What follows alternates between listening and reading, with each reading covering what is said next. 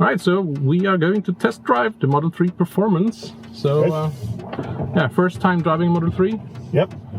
And today you're driving Passat GTE, yep. Right? Yeah.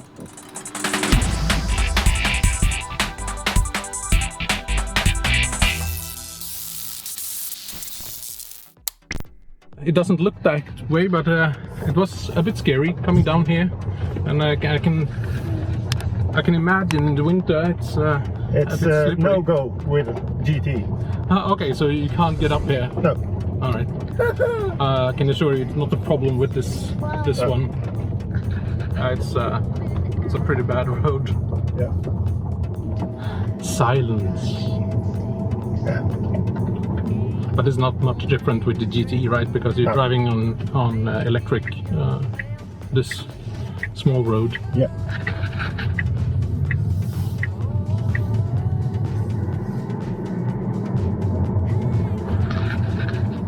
So for people test driving my Model 3 Performance, I have two rules.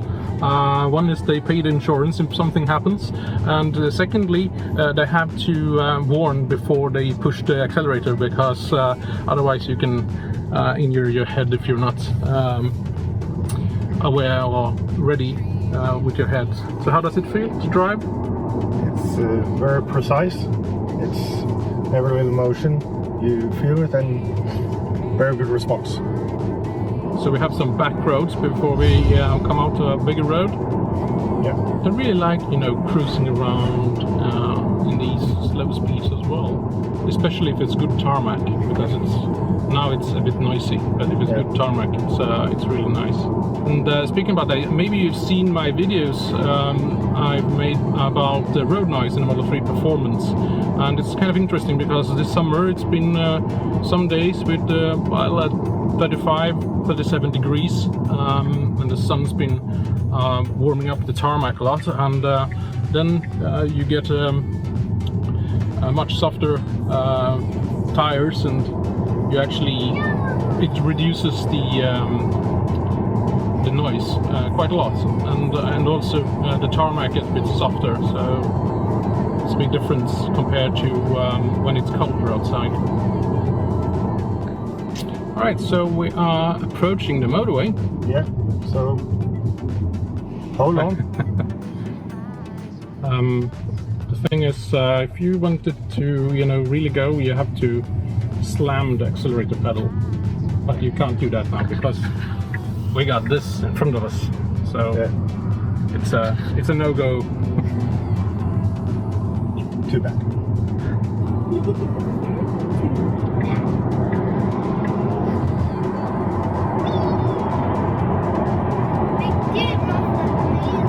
Oh, that's amazing. 2 seconds where driving in.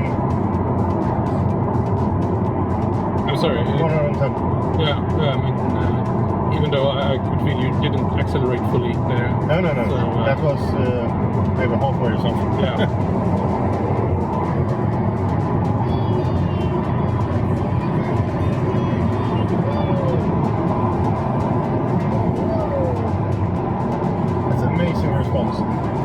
Yeah, it's yeah, and the thing is, I haven't driven the long-range all-wheel drive, but when talking to people and also comparing a bit when we drive together, when you're about 100 kilometers an hour, there's not much difference. So if you slam the accelerator in a all-wheel drive long-range and the performance, it's about the same. Yeah. So it's more like 0 to 100 kilometers an hour. There's a big difference. Even though on paper it's not a big difference, then in reality it is.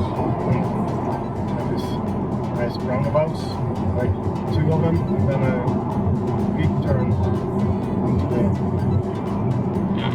the motorway again. Yeah.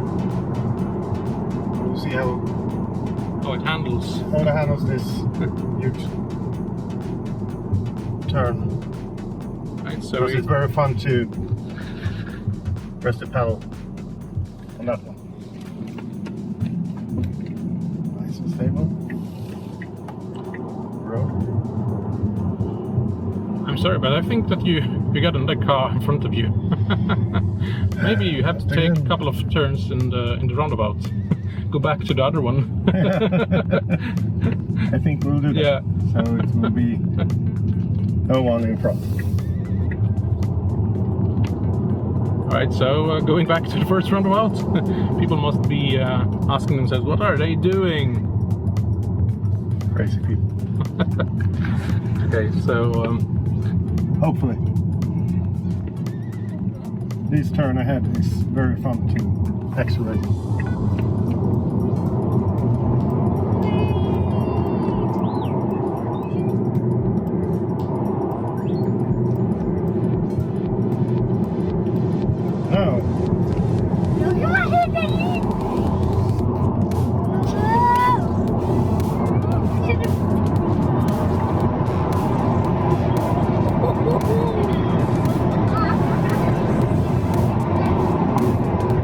That was fun.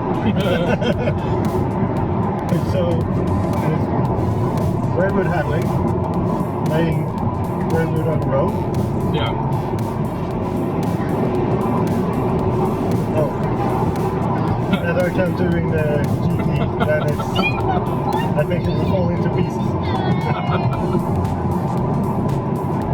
Oh, that's too amazing. And no difference in driving in 100 and like above.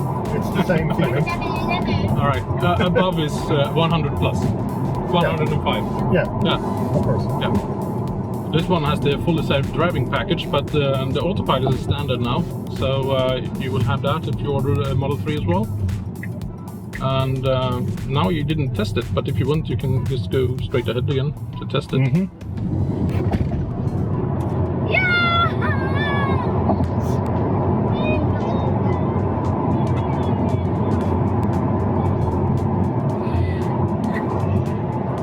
This would be ridiculously fun in a country road. Much more fun than the Audi that you were looking at. Oh yeah. Oh, Yes. yeah. Yes. So, Okay. so what you do now, you just push this lever down 2 times. Like this. Yeah, and now you're on autopilot. You can see here you have 2 low lines. So you mean? Yeah, but you should always have your hands on the wheel, Yeah. and it will steer for you, and it will brake if there's a car in front of you. And sometimes it will actually ask here that please touch the wheel, and it's not like squeezing. It's more like just nudging, like just a bit. Because if you do too much, it will. You tell me. No, it will shut off because then it thinks that you want to take control. Okay. Yeah. So if we do this now, you can just continue. We go to Brewers. We can. We go to Station. the station, and we turn on navigate and autopilot. Now it wants you to go. So you just start indicating if there's no car now. Just start indicating, and it will actually change lanes for you. Oh. Yeah. And yeah, it will overtake this car.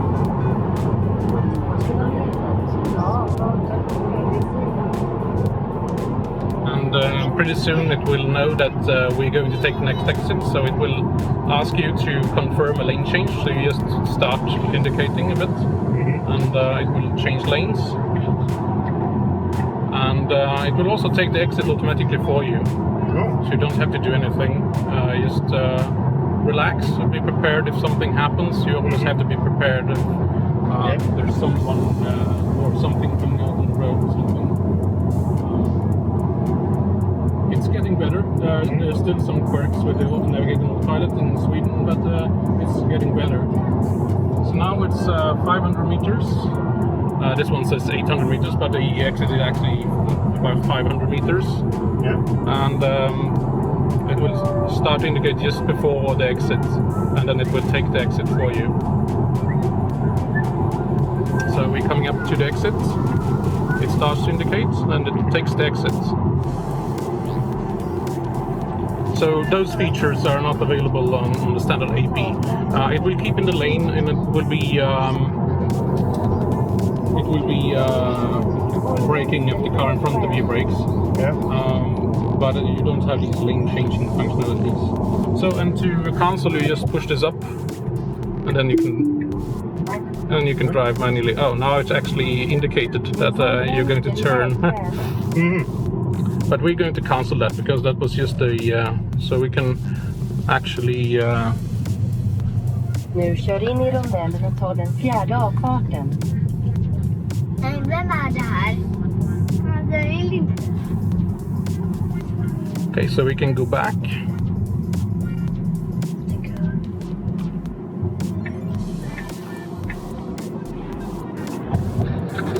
And we also have time to show you guys a bit of work with the old Navigator on Autopilot in Sweden that I've noticed them quite a lot of times now. So when we enter the motorway and we switch on Autopilot by pressing the lever down 2 times, it will ask you to change first to the on-ramp, and now it asks you to change to the left lane, even though there's no slower traffic in front of us. And it actually, oh, now you're pressing the accelerator, yeah. It actually says that confirm lane change to follow route. So if you cancel that, it will say that again for about a kilometer, and then it will, and now it even beeps at you because, and now it realizes that okay, it's not necessary. The interesting thing is if you go out to the left lane and start the Autopilot there, it will ask you to change the right lane to follow route. So it's clearly a bug there, and I've seen it on a lot of places in Sweden when driving here. So yeah, but now it asks you to confirm a lane change because there's a slower car, but I'm not sure that it's that much slower because I have it in Mad Max mode.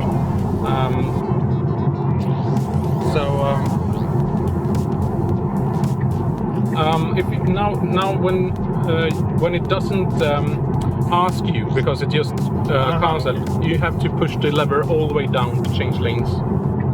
Yeah, and then it will change lane for you. Yeah.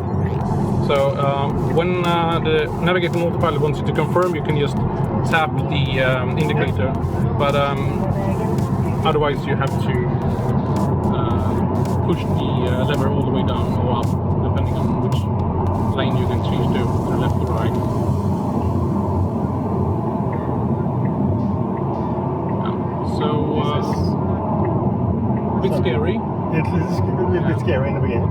I can say that I've been driving with Navigator on Autopilot quite a lot, not Navigator, but on Autopilot for many kilometers. Navigator on Autopilot I usually do quite a lot now as well, and I actually get more relaxed when I arrive than if I was driving manually, because it stays in the lane, so you can actually. I don't mean that you're going to watch or take a look at your phone or anything, but you can actually concentrate on making sure that no one comes out on the road or anything, something like that. Now it indicates, and it takes the exits for us.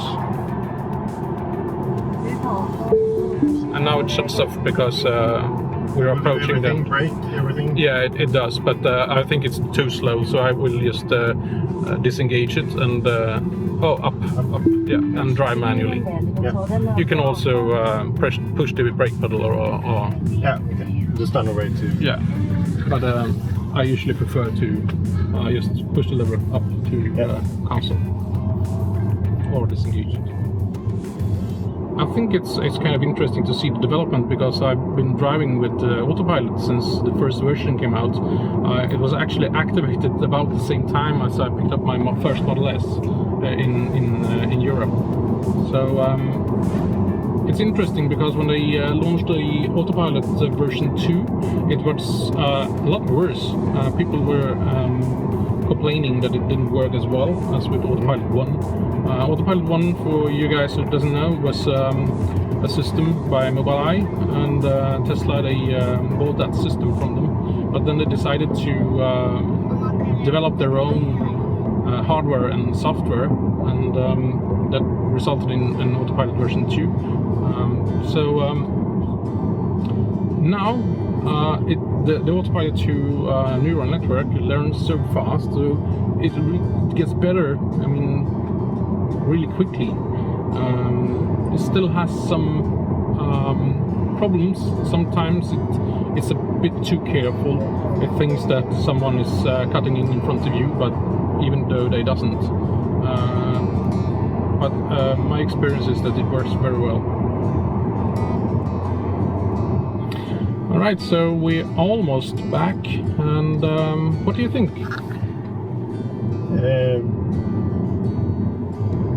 It's fun. I like to drive cars, so it's very fun to drive. It's like a sports car. It's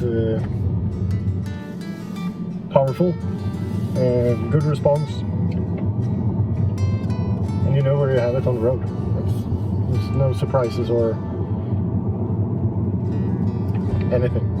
Yeah. So it's very stable. Are you surprised at all, or not something that you were surprised about? Or I've something been driven the Model S, so I had quite a hunch that what I could expect. All right, so So it was not completely unfamiliar to territory. no, but compared to the Model S, it's a smaller car, a little bit more responsive, I think. That's Yeah. of course by the development, and Model S is a bigger car. That's of course one thing. Yeah, it's heavier and bigger. Yeah, so Alright, so we're back where we started, yeah, and I have hopefully soon a happy Model 3 owner. I think so, yes. Yeah. Alright. So thank you very much for watching, drive safely, and I see you in the next one.